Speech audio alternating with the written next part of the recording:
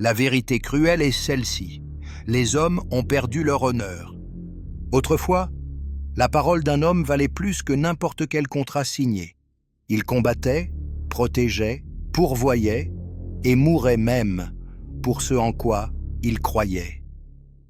Aujourd'hui, beaucoup se cachent derrière des excuses, vivent en esclaves de plaisirs bon marché et vendent de leur dignité pour des instants qui s'éteignent en quelques minutes.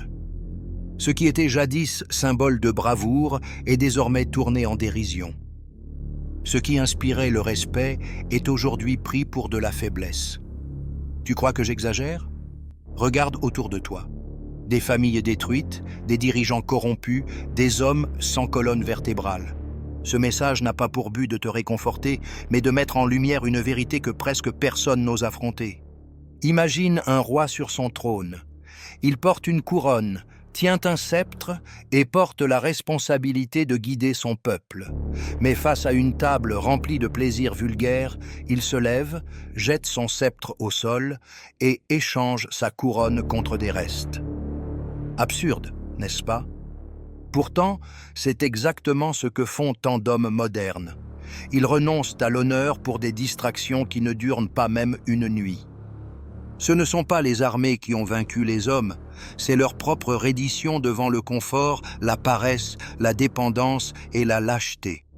La trahison n'est pas venue de l'extérieur, elle est née de l'intérieur. Et c'est la défaite la plus humiliante qu'un homme puisse subir, se perdre lui-même avant même de perdre la bataille. Alors, qu'est-ce que l'honneur? Et pourquoi fut-il jadis la base de la virilité? L'honneur n'est pas un mot poétique ni un ornement de discours. Il était la pierre angulaire de la masculinité. Être honorable, c'était être digne de confiance, loyal et assez fort pour porter le poids de sa propre parole. Un homme pouvait être pauvre, inconnu, sans titre. S'il avait l'honneur, il avait le respect. L'honneur déterminait si un homme méritait d'être suivi, si son autorité valait obéissance, si sa vie avait du poids ou n'était qu'un souffle perdu dans le vent. Autrefois, l'honneur ne se négociait pas. Les chevaliers templiers juraient de défendre leur foi jusqu'à la mort. Les samouraïs préféraient s'enfoncer la lame dans le ventre plutôt que de vivre dans le déshonneur. Même un simple paysan savait que sa parole donnée sur le marché valait plus qu'un contrat écrit. Pas de luxe, pas de spectacle, seulement la certitude qu'un homme honnête vivait selon ce qu'il promettait. L'honneur ne concernait pas seulement le courage sur le champ de bataille. C'était la discipline au quotidien, la force face à la tentation, la fidélité envers la famille et le respect des anciens. C'était un code silencieux, visible dans chaque geste. C'était ce qui poussait un homme à se lever tôt, à travailler dur et à rentrer chez lui la tête haute. L'honneur ne dépendait pas de la reconnaissance publique, mais de la conscience tranquille de ne pas s'être trahi soi-même. Aujourd'hui, beaucoup confondent l'honneur avec l'orgueil ou l'apparence, mais l'honneur ne consiste pas à paraître fort, il consiste à rester intègre quand personne ne regarde. C'est la ligne qui sépare l'homme du lâche, le guide du traître, le père de l'abandonneur. Sans honneur, un homme n'est qu'une chair fragile, attendant la prochaine distraction bon marché qui apaisera sa médiocrité. La vérité est dure. La société moderne n'a jamais eu besoin de conquérir les hommes par les armes. Elle les a achetés avec des distractions, a éteint leurs convictions et remplacé la discipline par la gratification immédiate. Autrefois, la parole d'un homme était sacrée. Aujourd'hui, les contrats, les signatures électroniques et les promesses rompues ont remplacé la confiance. Ce qui était sacré est devenu jetable. La parole d'un homme n'a plus de poids, et lui non plus. La culture du confort a ouvert la voie à la lâcheté. Aujourd'hui, les hommes gaspillent des heures devant un écran au lieu de bâtir quelque chose de réel. Ils ont troqué la responsabilité contre les excuses, la fermeté contre le sarcasme, le courage contre l'ironie. Ils sont devenus maîtres dans l'art de justifier leur apathie. Tout le monde le fait. Tu ne peux pas être différent, juste cette fois. Mais chaque concession ronge les fondations de l'honneur, jusqu'à ce qu'il ne reste plus que des ruines. La société a ri de cette chute. Elle a transformé l'image de l'homme fort en caricature, ridiculisé la virilité et exalté la faiblesse comme une vertu. Aujourd'hui, la lâcheté est tolérée. Le manque de discipline est excusé. L'addiction, elle, est même idéalisée. L'honneur, autrefois célébré, est devenu une relique de musée. Un souvenir lointain de guerriers et de meneurs qui ne pliaient jamais le genou. Et le pire, c'est que cette érosion ne vient pas seulement de l'extérieur. Beaucoup d'hommes se sont rendus volontairement. Ils ont abandonné la lutte pour leur famille, pour la vérité, pour leurs paroles. Ils ont vendu leur honneur pour une poignée de plaisirs éphémères. Ils n'ont pas été vaincus sur le champ de bataille. Ils l'ont été sur le canapé. La modernité ne leur a pas arraché l'épée des mains. Ils l'ont eux-mêmes laissé tomber. Les conséquences de la perte d'honneur. Quand l'honneur disparaît, l'homme devient une ombre. Il peut encore marcher, parler, travailler, mais il n'est plus un repère pour personne. Le premier impact se ressent dans la maison. Des familles sans fondation, des enfants qui grandissent sans modèle, des épouses qui vivent sans sécurité et des générations condamnées à répéter la faiblesse qu'elles ont vue. Un homme sans honneur peut rapporter de l'argent à la maison, mais jamais le respect. Et le respect ne s'achète pas, il se mérite.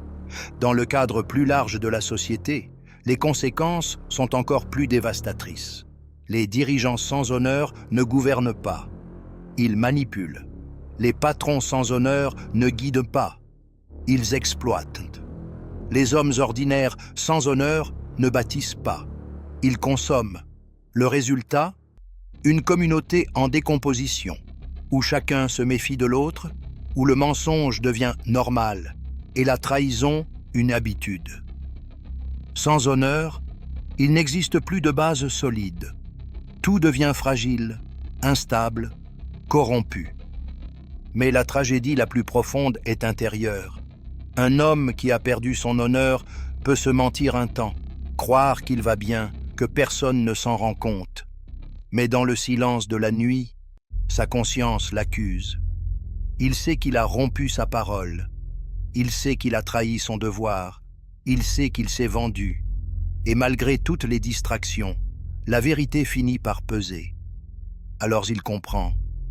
Il n'y a rien de plus humiliant que de vivre en sachant que personne ne peut plus te faire confiance. Un homme sans honneur devient esclave, esclave de ses vices, du regard des autres, des systèmes qui le contrôlent. Il marche la tête basse, feignant que tout va bien, mais au fond, il sait qu'il a perdu son essence.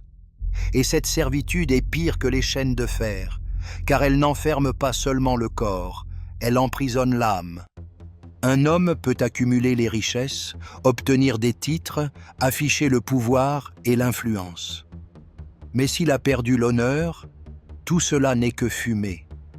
Le vrai respect ne vient pas de ce qu'il possède, mais de ce qu'il est. Sans honneur, ses réussites sonnent creux, son nom devient un écho vide. Il peut tromper la foule, mais pas son propre reflet. Devant le miroir, il sait qu'il a échangé l'inestimable contre l'éphémère. Le destin d'un homme sans honneur est l'esclavage de ses propres compromissions. Il se tait quand il devrait parler, se courbe quand il devrait rester droit, fuit quand il devrait se battre. Il cherche l'approbation des autres parce qu'il a perdu la sienne. Ses pas sont légers, non par courage, mais par lâcheté. Il marche sans poids, parce qu'il ne porte plus sa dignité. Et quand il meurt, il ne laisse derrière lui aucun héritage, seulement des histoires de honte, de regret et de silence. Ses enfants ne ressentent pas de fierté, sa mémoire n'inspire personne, sa vie ne laisse aucun écho. Ce qu'il reste d'un homme sans honneur, c'est le néant. La reconquête de l'honneur ne commence pas par de grands discours, mais par des décisions simples et fermes. Un homme reconstruit son honneur lorsqu'il tient parole, même quand personne ne le voit. lorsqu'il choisit la discipline plutôt que le plaisir immédiat, lorsqu'il protège sa famille non pas avec des mots, mais avec sa présence, son travail et son exemple. L'honneur se restaure chaque fois que tu choisis la vérité plutôt que le mensonge, la responsabilité plutôt que l'excuse, le sacrifice plutôt que le confort. Ne t'attends pas à ce que le monde valorise ton honneur, il ne le fera pas. Ne t'attends pas aux applaudissements, ils ne viendront jamais. L'honneur appartient à l'homme qui comprend que rester debout, même seul, vaut mieux que s'agenouiller avec la foule. Commence par les bases. Lève-toi tôt, sois ponctuel, tiens tes promesses, reste fidèle à ce en quoi tu crois. Les hommes qui accomplissent les choses simples avec constance deviennent inébranlables. Ce n'est qu'alors qu'ils sont prêts à porter quelque chose de plus grand. Un homme sans honneur est déjà mort, même s'il respire. Il marche, parle, existe, mais il n'inspire pas, il ne guide pas et ne laisse aucune trace digne d'être suivie. Voici l'appel. Réveille-toi avant qu'il ne soit trop tard. Le monde n'a pas besoin de plus de lâches bien habillés, ni d'hommes faibles jouant l'effort. Il a besoin d'hommes qui manient leurs paroles comme une épée, qui défendent leurs principes comme une forteresse, qui choisissent la dignité, même si cela leur coûte tout. Tu as deux choix devant cette vérité dure. Continuer à errer comme un fantôme, traînant une existence vide, ou te lever maintenant et décider que ta vie aura du poids. Peu importe combien de fois tu es tombé, peu importe ce que tu as perdu, l'honneur peut être reconstruit à chaque décision ferme, à chaque non au vice, à chaque oui à ce qui est juste. Au bout du compte, seul l'homme qui a vécu avec honneur sera souvenu. Les autres se dissiperont comme la poussière.